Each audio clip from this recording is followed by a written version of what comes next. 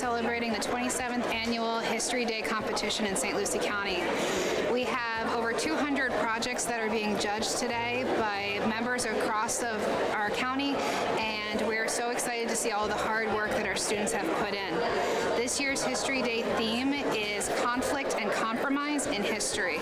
So students have chosen a topic of their interest based on this year's theme and have showcased it in 5 different ways.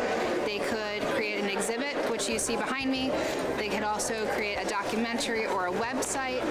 They could do a performance of their own creation or write a research paper.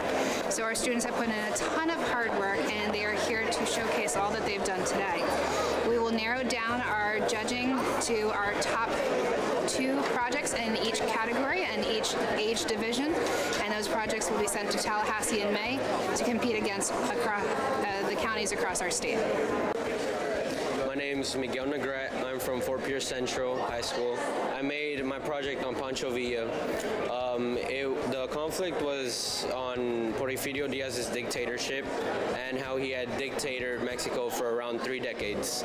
Now, you can see Porfirio Diaz right here. Francisco Madero was the one running against Porfirio Diaz, and he didn't like how Porfirio Diaz would make fraud elections, and that resulted into the Mexican Revolution.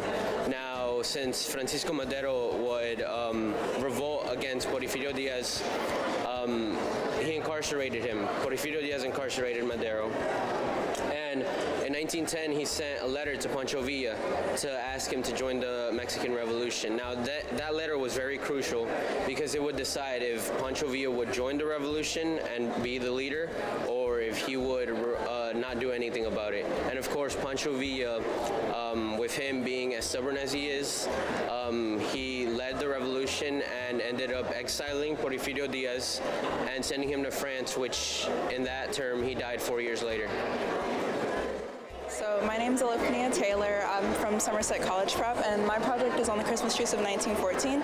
So basically, during World War I, amidst the war, there was a truce that wasn't officially called by anyone, but the troops that were fighting on the Western Front, they had called the truce. So basically, during the truce, there was no fighting, there was no war. They pretty much acted, instead of like strangers and soldiers, they were more like brothers. During the war, or during the truce, they shared cigarettes, they shared presents that were sent to them from their families back home. They sung songs, they played football, which is soccer, but they actually have the soccer ball over in a museum. They buried their dead, exchanged photos, and they ate pig. So yeah. Okay, my name's Colin Greenfield. I come from St. Andrews, and my topic is the Winter War. I chose this because it is a good example of conflict and compromise, which is the topic. Basically, the conflict it actually sort of went back to the Russian Civil War, even though it started in 1939. But basically, in the Russian Civil War, Finland broke off of the Soviet Union. And each side was kind of paranoid of each other, especially when Stalin got in and World War II was starting up. Stalin was sort of paranoid that Finland would join the Nazis at this time, and the Finnish were paranoid about getting like re-annexed by the Soviets. So basically on a few days before the war actually started, the shelling of Manila happened, and it happened on November 26, 1939, and basically it was a Soviet village that was bombed by the Soviets, but it was made to look like the Finnish did it, so they had a reason to invade Finland. So a few days after that, on November 30th, 1939, the Soviets invaded Finland, and the war lasted from 1930 on November 30th to March 12th, 1940. And let's see, one of the main battles of this war was the Battle of Suomussalmi, and basically that sort of secured the Finland's, not really their victory, but them like not getting annexed by Russia, and because they had a major victory in that battle. And yes, the reason that the Finnish were so good at fighting against a massive army was because of how they it was mostly sort of the Soviet Union's like mess up sort of, because they the Soviet Union would like only take the roads that were already paved in Finland, and the Finnish always knew where the Soviets were going to end up, so they just have some very well placed machine guns and snipers, and they would get a lot of Soviets that way, and the Soviets lost a lot more, or had a lot more casualties than the Finnish. And that brings me to this guy. His name's Simo Haiha, and he is considered to be the world's deadliest sniper. See, he had about over 500 confirmed kills. He was Finnish, by the way, and yeah, at one point he got shot in the face, but he still like lived. So that's kind of interesting. This map here shows when the Treaty of Moscow was signed right after on March 12th, 1940. Finland lost this land here in the shaded region, but it was only 11% of their territory and 13% of their economy. And neither side really won this war because Finland lost a lot of territory, but the Russians were not able to completely annex Finland, which is why it is a conflict and compromise, which is our topic. Hi, my name is Sharon Ortiz. I'm a world history teacher over at Fort Pierce Central High School, and today I am in the role of a history fair coordinator representing Central. So from Fort Pierce Central, we have some fantastic exhibits representing everything from our shipping corridors and PANCHO Via. We have Chairman Mao, and we even have a Watergate scandal. We're comparing Hinduism and Buddhism in India, and really looking at relevant topics today as we reach into the past. We have 14 students representing Central here today. My name's Emily. And I'm Ben. And we go to St. Lucie West Centennial High School. This is our project, the Salem Witch Trials. We based our project off of, we learned about it in 8th grade, and we did DBQs on it. And we thought it was interesting to learn about, so we decided to learn more information on it. Well, the main problem was that during the time the Salem Witch Trials spread fear kind of all over the country. So as they went on, as soon as someone assumed someone as a witch, then they'd kind of take care of it right then and there to squash that problem. The compromise was basically that, the aftermath was it took place all over the world, and witch hunts have become a serious threat, and it's still ongoing to this day, but just in a different form. It created lots of change all over the world. One of the main ones was that it changed our Constitution, and it related back to our 5th and 6th Amendments. It changed the Constitution because it gave us grand jury, double jeopardy, self-incrimination, due process, while the 6th Amendment gave us rights like jury trial, right to confront, and to console. Those rights and those two amendments had been made because of the Salem Witch Trials. My name is Rebecca Honore. Gisela Rodriguez. My name is Michaela Duncan, and we're from Treasure Coast High School. So our project was on Queen Mary, and it was how she took the throne, and she thought that it would be best for everybody to be Catholic. And so she converted by fear, and she executed 290 Protestants. But after her death, Queen Elizabeth took over, and she let the church be described as both Protestant and Catholic. And we chose this project because it really empowered women, regardless of if it was a positive or negative impact on the world. It showed that women are strong, assertive people, and that's why we chose it for our history fair project. Two strong female roles. It really set the path for our free religion that we have now. So this was kind of just like the setting place for us. Yeah. Like once Queen Elizabeth took over the throne, the people were free to practice whatever religion they wanted. And so I feel like this project means a lot now because everybody has free will, and it's even in our amendments now, in our American amendments, that everybody has free will, everybody has the ability to practice whatever religion that they want. And so I feel like without this, that wouldn't be possible right now. City of Fort Pierce, Commissioner of Regional Sessions, here to participate in the judging today. I was very, very impressed, especially in light of the diversity of our country and our state, for that matter, in the different cultural backgrounds. And what I saw was a lot of the students were able to identify with their project by way of their culture and their background. And with that being said, they were very passionate about the subject matter and the topic because they had a lot to do with their ancestors and their background and their culture. So I was very impressed with their knowledge of the subject matter. So we did our project on the partition of India and Pakistan. We picked this topic because I'm from Pakistan and they wanted to know more. Some background information would be that the British had control over India, and India was mainly made of two major religions, Hinduism and Islam. And when you have two big religions like this together in one country, they have to conflict at some point. And relating to the theme of this topic, conflict and compromise, the two major religions clashed, and they had bloodshed and riots.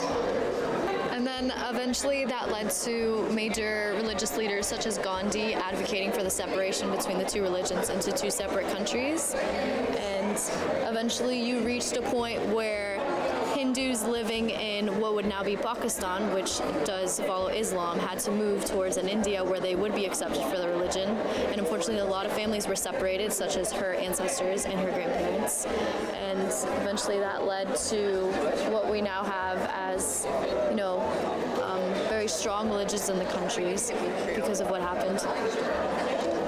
So the effects that it had on the people was many people lost their homes, their lives, their families, and it was a really harsh split. But the two religions had different viewpoints about there was Hinduism and Islam, and they both just had very different beliefs. Yeah. So the British took control of India, and it just didn't work out. So they decided to split off into two different countries, which is now known as Pakistan and India. And today it's still like that. So. They still have tensions going on today because when the land was divided by a guy named Sir Cyril Ratcliffe, he gave a piece of land known as Kashmir to the Indian side of the land, of the country. And it was mainly populated by Muslims, so the Muslims thought that it was unjust, and they're still having wars about the Kashmir conflict, which is right over there. My name is Daniel Nunez. My name is Sebastian Beltran. We go to Treasure Coast High School and we're sophomores. So our project was on the Great Wall of China. This history fair's theme was conflict and compromise. So we talked about how the Great Wall of China was built through many hardships, the funding, the deaths, the amount of people still stuck inside the wall today itself. And the compromise was this wall was a great kind of structure that showed the other empires that the Chinese were powerful and that they would not side with anybody but themselves. And we talked about how the Great Wall of China is today, how long it is, the amount of funding and different materials used to make it, the timeline, and the one empire that made the wall its strongest. And then this diorama is made out of different types of styrofoam, some cardboard, and leaves we found in the backyard.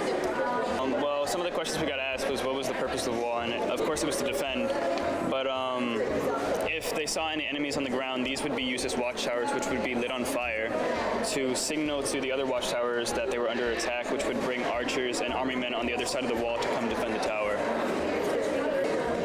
I'm Logan Donnell. I go to Lincoln Park Academy. I did my project on the Third Crusade. I did it because I like King Richard the Lionheart, and he leads the Crusaders to take back Jerusalem from the Muslims. And after their conflict, they make a deal where the Muslims are still in charge, but the unarmed Christians can come visit the city. I'm Daryl Schwartz. I'm coordinator for the History Fair from Treasure Coast High School. And I'm here today assisting as a coordinator first half and as a judge the second half. It started at the beginning of the year working with the students and the U.S. history teachers to start studying and prepping for the History Fair. And then they do the research, their process papers, and actually develop their projects. And then they'll present them in their class to their teachers. And then we will take it to the next level and judge within the school itself and hold judging contests.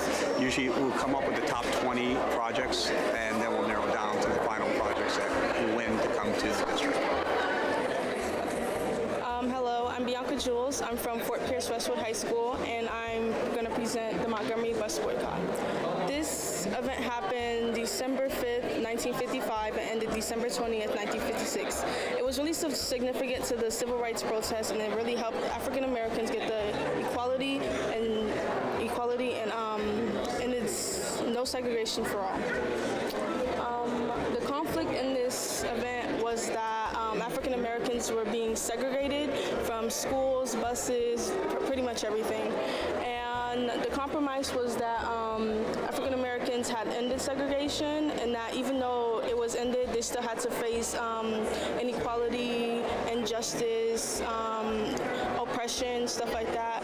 And this project is significant to the United States because it really helped African Americans to gain the equality that they deserved. Even after slavery was abolished, they still had inequality and segregation. So this really helped with the civil rights movement and getting equality for all African Americans.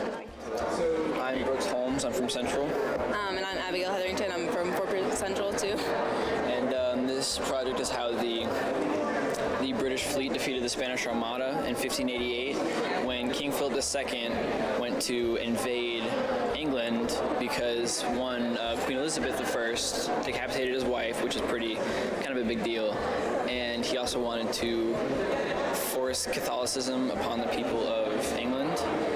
And so basically the Spanish Armada went to go to defeat Britain, and basically it changed the face of naval warfare forever because Britain changed their ships. They had smaller, faster ships, and they also introduced long-range weapons for the first time in naval warfare. And that changed a lot for naval warfare. And also the battle between them changed our whole world because if the Spanish would have taken over Britain, that meant that they would have been forced to be Catholic, and that would have changed the religion there, and there wouldn't be different forms of Christianity all over the world. Hello, my name is Katia Oje, and I go to Port St. Lucie High School. Today I'm portraying myself as a slave, an African slave that came from Africa that was brought to the island of Saint-Domingue, which is now called Haiti. So this is what I was portraying today. Actually, this is my grandmother's cloth. Well, she usually wears this on a daily occasion, and she goes out to Walmart like this, and she goes dressed up because she loves this type of clothing. So I just borrowed this from her. My backdrop is of a sugar plantation, and I created this all by myself with the help of my teacher, with my former teacher. And we basically watercolored this all and then painted a couple stalks so we could portray it as a sugar plantation, because in the 1700s and the 1800s, slaves were used to cut sugar canes, and because we were the most valuable colony, Haiti was the most valuable colony for the French, so we were used to cut sugar canes and plant the sugar canes. It fits perfectly with the conflict and compromise theme because the French actually had a conflict with the Haitian government, and to solve this they had a compromise. The French demanded 150 million francs, which was the currency at the time, but the Haitians made a compromise which only paid 90 million francs to the French.